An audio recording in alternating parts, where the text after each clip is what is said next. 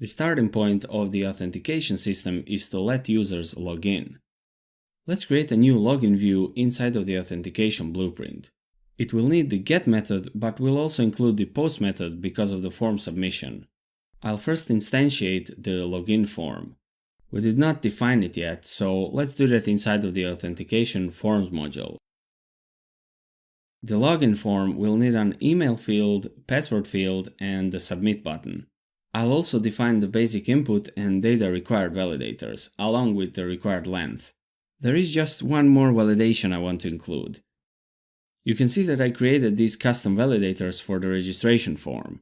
These validators will throw a validation error if the username or the email already exist in the database.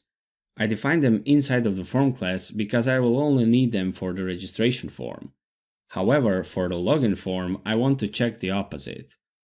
I'll create a validation called user_exists with email, which will throw an error if the user is not registered with the given email. The reason I defined this validation outside of the login form is because we'll later need it for other forms on the site. Now we can just add this validation function to the email field. If you don't understand how these custom validators work, check out my other course on Flask WTF. Let's go back to the views file. Don't forget to import the login form from the app auth forms module. If the form got posted and it's valid, we can take the email and password from the input. I'll use that information to get the user from the database. We can be sure that the user exists because the form would not allow a non-existing email because of our custom validator. Now we can check if this is the correct password. If it is, we will create a flash success message and redirect to the home page. Don't forget to include the name of the blueprint before the home view. Else, if the password does not match, I will append the error to the password form field. I implemented this check password method inside of the user SQL Alchemy model. The password will be hashed at the user's initialization time with the Factoid's generate password hash method. To check if the password is correct, we can use the check password hash method, which compares the password hash from the database with the given raw password. This method is also provided by Factoid. One last thing to add inside of the login view. If the route is accessed with the get method or the form input is not valid, we'll render the login HTML template. Don't forget to pass it the login form instance. We'll create this template inside of the authentication package templates folder. The template will extend the base template and the title of the page will be login. Inside of the content block, I will create a form structure. The form action will point to the login view. Don't forget to add the CSRF token field. This will protect us from the cross-site request forgery attacks. I'll print all of the error messages up here and also under each field. To achieve this, I will import two macros from the error messages template. Let's also add the friendly link to the register view if someone didn't create an account yet. Up here, I will set the active page variable to login. We can then use this inside of the base template to add the login link to the navigation bar. I'll print the active class to highlight the link, but only if the active page variable is set to the right string, in this case login. Okay, now is the time to import the session object from Flask. This session is an object provided by the Flask itself. It stores the information specific to the current request, which means that it gets reinstantiated in each new request cycle. So what can we do with it? The session is presented as a dictionary, which means that you can insert some data in it and define the key for the value. For example, I can save the user's ID inside of the session object under the user ID key.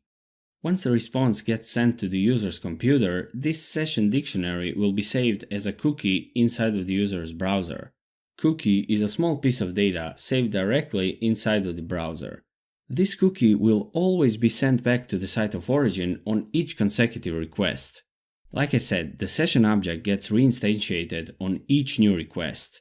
To check if the request has a cookie which contains the user ID, you can use the session get method. I'll check this inside of the register function. If it exists, that means that we defined it with one of the past responses, and it also means that the user is already logged in. I'll find the user based on that ID and write out his username inside of the flash message. It is not a big deal if the logged in user sees the register page, but we'll warn him for the demonstration purposes. Session object is not only available inside of the views, you can also use it in the templates. Inside of the base template, I'll also check if the user is logged in. If it is, I'll create a new link which will just show the user's ID taken directly from the session. Otherwise, show the login link. It makes sense to hide a login link if the user is already logged in. Now let's try this out. Go to the login page and try to log in with the user you created in the previous lesson. After you're authenticated, you can notice that the user ID is in the navigation bar. Also, the login link has disappeared, which we wanted. If I go to the registration page, I will get this warning we defined inside of the register view. Now let's use the developer tools inside of the browser to see the session cookie. I'm using Firefox here, but generally you can find this information by inspecting the page and searching for the storage tab. Click on the cookies and pick the IP of the application. And here is the session cookie. It is saved inside of the browser and sent with every request to the site. Notice that the value of the cookie is encrypted. Flask does this automatically with the help of the secret key you provided inside of the app configuration. This prevents anyone from seeing the contents of the cookie. Also, whenever you use the get method inside of the view or the template, the session automatically gets decrypted so that you can work with its content. This is the reason we can just print out the user's ID in the navigation bar. Of course, printing the user's ID like this is not really a best practice, but we just did it to demonstrate the session's functionality. Let's put this session assignment inside of the separate login user function. It'll take the user's ID and save it inside of the session. I did this to make the code more clean and to abstract the session operations for the future purposes, especially if this is not the only place where the user will need to be logged in. We just implemented a simple authentication system on the site, but it's a bit too simple. Let's continue to build on it in the next lesson.